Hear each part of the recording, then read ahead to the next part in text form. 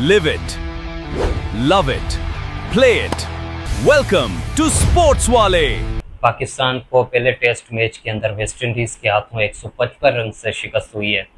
पाकिस्तान ने पहली इनिंग के अंदर तो अपना ज़बरदस्त खेल पेश किया था, लेकिन दूसरी इनिंग के अंदर वो ढेरी हो गई। आखिरी 40 रन पे 7 विकेट गंवा दिए। तो आज मेरे साथ हैं तज़कियाकार कैप्टन वासिफ। कैप्टन साहब, थैंक यू सो मच। सबसे पहली इनिंग के अंदर ज़बरदस्त आप खेले और उम्मीद यही की जा रही थी कि फिर दूसरी इनिंग के अंदर वेस्ट इंडीज़ को भी जल्दी ऑल आउट किया, जीत जाएंगे, ये उम्मीद हमें लग रही थी। लेकिन आखिर क्या हुआ, ऐसा बैट्समैन को एक भी नहीं चल पाया। नहीं, पहली इनिंग में भी आप ये देखें कि हमें पहली इनिंग में हर सूरत में लीड लेनी चाहिए थी। हम लीड की बजाय हम 29 रन शॉर्ट रह गए। तो ऐसे टेस्ट मैच में जहाँ पिच भी सही नहीं खेल रही हो, जब आपको एक मौका मिला था, उस वक्त भी आपके ने जो एक बैट्समैन ऑलराउंडर शामिल किया था, उसकी उम्मीद थी कि बहुत वो होगा, वो नहीं हुआ। फिर आपका रिजवान जो है वो बिल्कुल ही नहीं चला, तो आप पहली इनिंग में लीड नहीं ले सके। आप पहली इनिंग में ही आप जब डेफिसिट में चले गए, तो दूसरी इनिंग में तो वो अगर 150 की टोटल बना लेते, 120 पे अगर वो आउट हो जाते, हम उसके बावजूद आउट हो जाते, क्योंकि पिच का मिजाज भी ऐसा था। पहली इनिंग में आप देखेंगे सिर्फ 2 बैट्समैन खेले थे जिन्होंने 150 रन तक पहुंचा दिया था। एक था आपका इमामुल हक और शान मसूद। बिल्कुल, ये 2 खिलाड़ी थे, एक ने सेंचुरी और एक ने हाफ सेंचुरी बनाई, और इस तरह से आप 282 रन तक पहुंचे।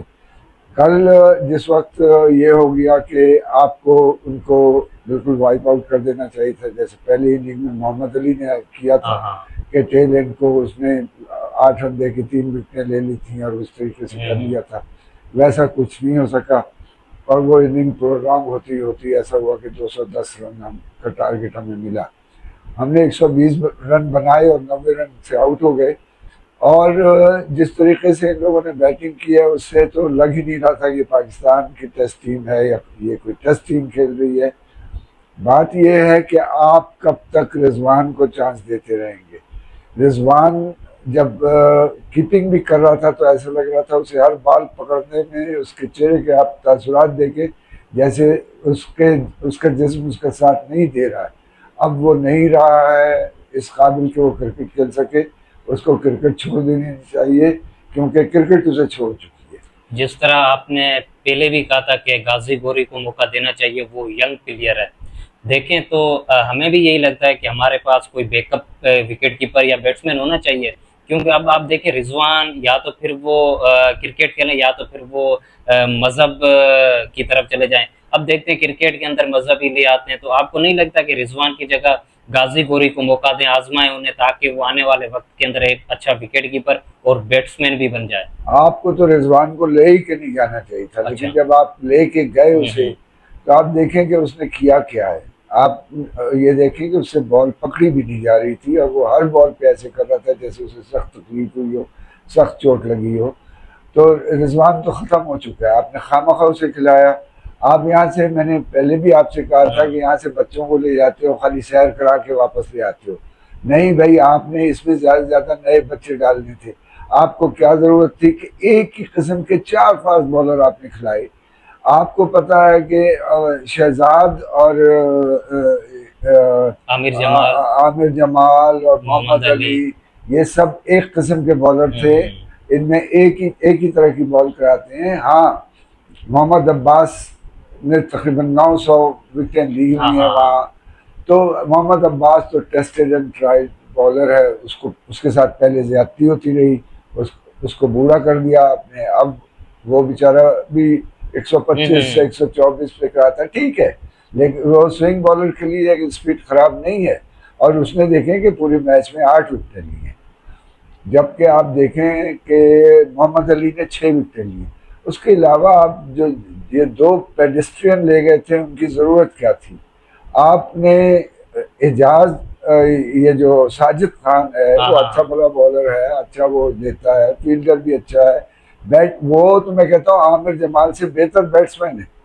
और वो आमिर जमाल से ज़्यादा अच्छी बॉलिंग करवाता है। तो आपने उसको नहीं लिया, साजिद को नहीं लिया, आपने जनाब अली उस्मान को खिलाया, अली उस्मान को इस्तेमाल ही सही नहीं किया। और कितने ओवर, 13 ओवर करवाए शायद उसने, हाँ 13 ही करवाए थे। 13 ओवर करवाए।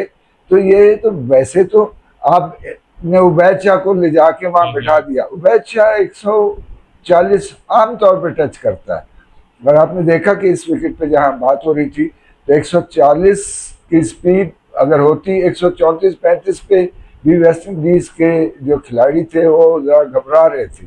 अगर 140 के आसपास की स्पीड पे उबैद शाह कराता तो आपको बहुत चांस थे कि वो उबैद शाह अच्छी परफॉर्मेंस देता। आप उसे ले गए, आप उसे खिलाएं। और फिर आप जिस तरह से अब्दुल्ला फजल को, क्या उसको इंजरी हुई है कोई ये नहीं बताया गया, बस बताया गया कि अब्दुल्ला फजल इंजर्ड हो गया। आपने गाजी गौरी को नहीं खिलाया, आप गाजी गौरी को खिलाएं। अब आप इंग्लैंड में क्या करेंगे, किस तरह से इस टीम के साथ आप इंग्लैंड में खेलेंगे? आप तो वहां 50-50 रन पे आउट हो जाएंगे।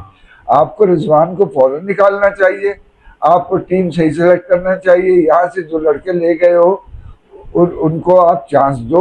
अव्वल तो ले नहीं गए हो, जो ले गए हो वो आपको खेल के नहीं दे रहे हैं। ये कब तक ये सॉरी फॉर ये कहना, पर्ची कब तक चलाओगे आप, कब तक पर्ची चलाओगे? अब आपने अगर उस्मान को वो करना था तो उस्मान तो फर्स्ट क्लास में, उसकी सेंचुरी भी है, सारा कुछ है। आपने उस पिच पे जाकर उस्मान को खिला दिया। आप कहोगे उस्मान नहीं चला, ना बैटिंग में चला ना बॉलिंग में चला, उससे बॉलिंग कराई नहीं।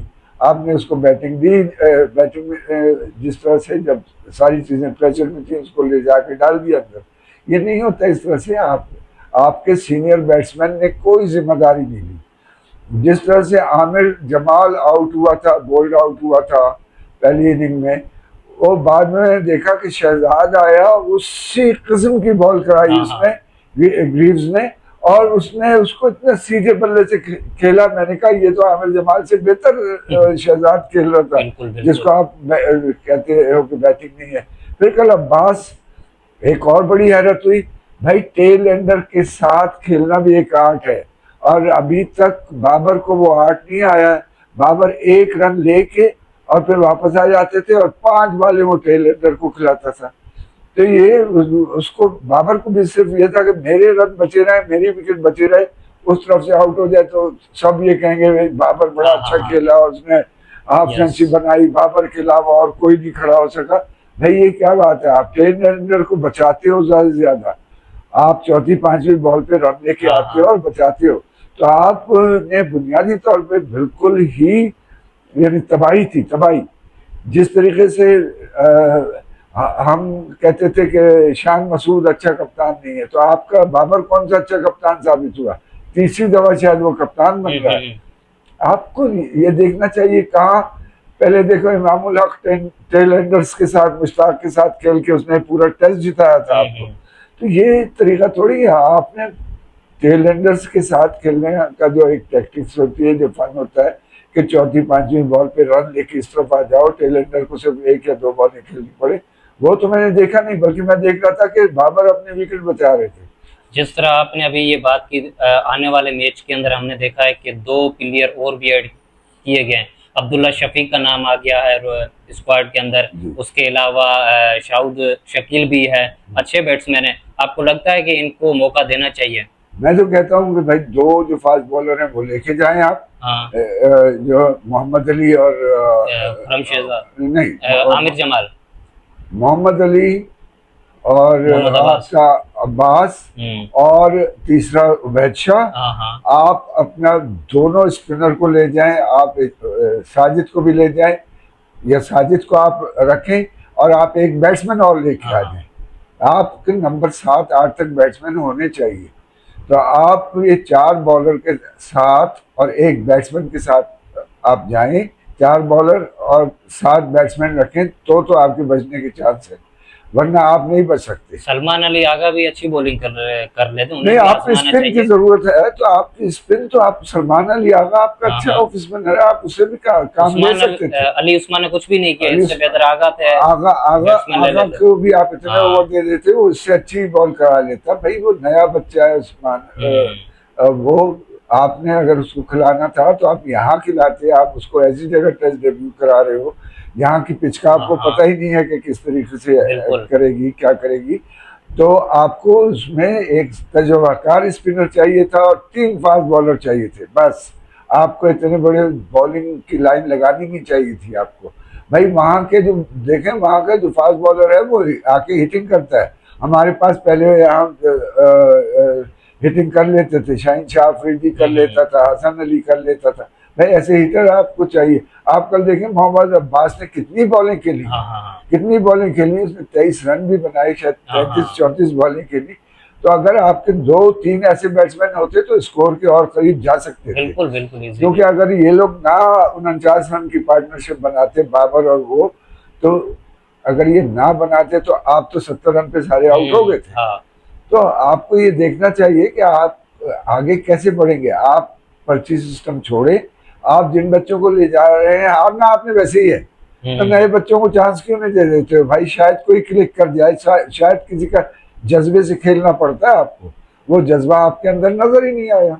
मैं वापस आऊंगा कि रिजवान को निकालना चाहिए अगले मैच के अंदर। नहीं, रिजवान की तो टीम में जगह ही नहीं है, जगह ही नहीं है। रिटायर, उसको तो यहाँ से ले ही के नहीं जाना चाहिए था। रिजवान का मकसद अल्लाह अल्लाह करने का है। रिजवान अब खिलाड़ी नहीं रहा है, उसको तो आपके बिग बैश लीग ने पहले ही ऑस्ट्रेलिया में 1.25 साल 1.5 साल पहले उसको वैसे ही रिटायर कर दिया था। उसको अब नहीं खेला आता है, उसको नजर नहीं आता है क्या है, उसकी न शॉट लगती है न कुछ। कल मैंने देखा उसने 2 शॉटें मारी जब उसको एक दफा चांस मिला, और 2 चौके उसने मारे, उसके अलावा तो वो कुछ भी नहीं। कीपिंग के अंदर नहीं, एक कैच भी आपने ड्रॉप किया, कीपिंग में आपने कैच ड्रॉप किया, आपने बॉल पकड़ते हुए आपको तकलीफ हो रही थी, आपको उठने बैठने में जैसे कि 70 साल का बुढ़ा उठ बैठ रहा है वो आप कर रहे थे। आप क्या हो, आप यहाँ से टीम लेके गए हो या माजूरों का एक टोला लेके गए हो यहाँ से? बहुत गलत है। इसमें सिलेक्टर्स को भी पकड़ना चाहिए भाई। मैं शुरू से कह रहा हूँ कि पीसीबी सिर्फ एक जगह के लोगों के क्यों है? पीसीबी आपके चारों सूबे हैं, आप चारों सूबों से पीसीबी में लोग रखें। ये तो नहीं होता है ना कि आप सिर्फ पंजाब की टीम बना कर सिलेक्टर्स बना के वो कर लें। भाई दूसरे सूबों का हक है। अभी सिंध के साथ आपने जो ज्यादतियां कर रही हैं, आपका अशर यही होना था। आप पहले बांग्लादेश के खिलाड़ियों के साथ ज्यादती करते थे, नहीं करते थे। आज वो बांग्लादेश, उस वक्त वो ईस्ट पाकिस्तान था, आज बांग्लादेश है। बांग्लादेश ने आपको इस तरीके से बुरी तरीके से हराया, वाइट वॉश करके भेजा है कि आपको उसी वक्त पता चल जाना चाहिए था कि नहीं, ये खिलाड़ी खत्म हो चुके हैं। थैंक यू कैप्टन साहब, ये हमारी गुफ्तगू थी पाकिस्तान के पहले टेस्ट पर। तो हमारे चैनल को लाइक करें, सब्सक्राइब करें और अपनी राय ज़रूर दें, ताकि हम आने वाली अपडेट आप तक पहुंचा सकें और हम क्या बेहतर कर सकते हैं ये भी हमें ज़रूर बताएं। Thank you so much.